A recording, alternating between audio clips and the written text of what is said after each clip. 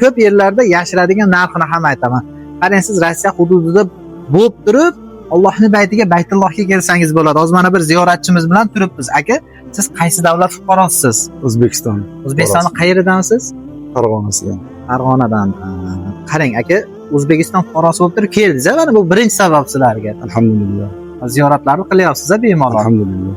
Narxlari qanaqa bo'ldi aka? Ikkinchi sababi narxini bilaman deganlarga. Narxlari juda ham chiroyli bo'ldi.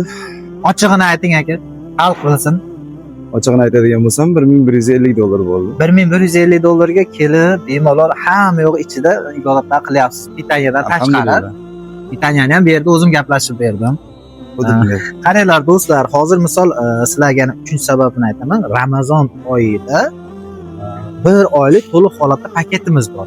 1 oylik paketimizning narxi $1550 bo'ladi. Hamma yerda sizlardan sir tutadi. Qaranglar, $1550 ga sizlar 1 oy davomida Allohning baytida bemalol umra amallaringizni qilsanglar bo'ladi. Qanaqa ekan narxlar aka? Maşallah, juda ham chiroyli. Daji O'zbekistonda bundan baland chiqadi. Siz Rossiyada bo'lib turib, O'zbekiston, Qirg'iziston, Tojikiston fuqarosi bo'lishingizdan qat'iy nazar bemalol kelsangiz bo'ladi. Buning uchun ko'rsatilayotgan raqamlarga O'zbekistondan kelmoqchi bo'lsangiz, O'zbekiston nomerimizga, Rossiyadan kelmoqchi bo'lsangiz, Rossiya nomerimizga murojaat qilishingiz mumkin. Assalomu